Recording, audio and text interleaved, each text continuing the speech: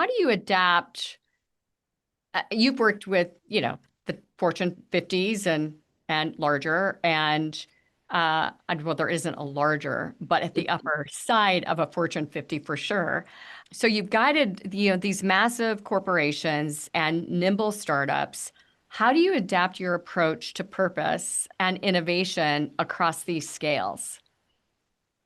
So I guess the best example I can give is with Home Depot and Coca-Cola. In working with them, we helped convince them to become Olympic sponsors. And in doing that, I mean, it's a huge investment from a marketing standpoint for this, and it's a big risk for the company, but we tried to show them why it made sense through the purpose lens. I mean, as well as an economic one. So I think companies like that, if you can offer something that's slightly different, that maybe even makes them look at their business differently or creatively, that's helpful. Because I know that with both of those companies, once they really engaged with the Olympic movement, for example, they were inspired. I Yeah. mean, it almost had them double down on their own purpose. Home Depot hired Olympic athletes to work in Home Depot companies and then essentially let them and help train them be coaches for their other employees.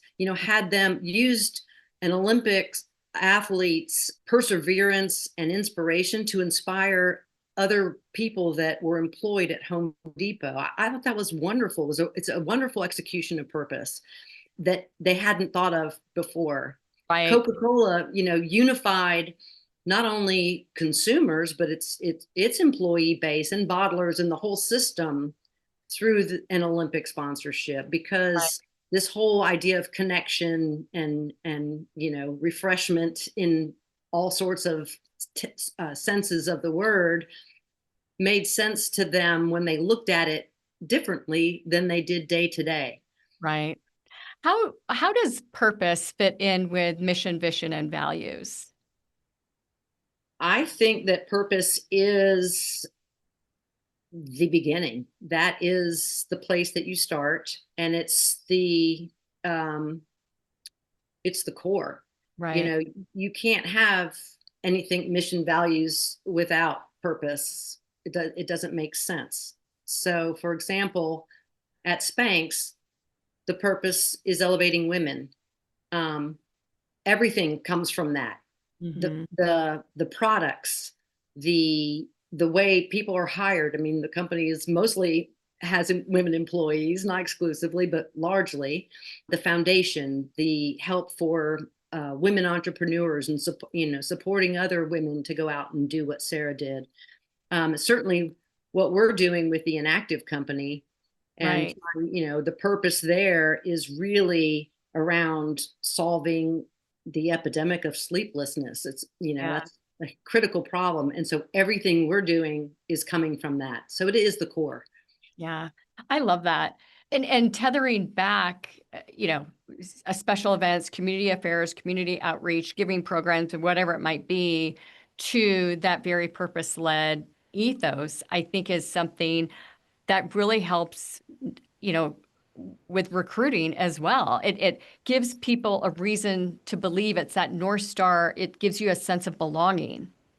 Absolutely. I think especially with, millennials and younger, that's what they're looking for. And I'm speaking from the experience of my kids and their friends, and all of the people that I've worked with that are younger than I am.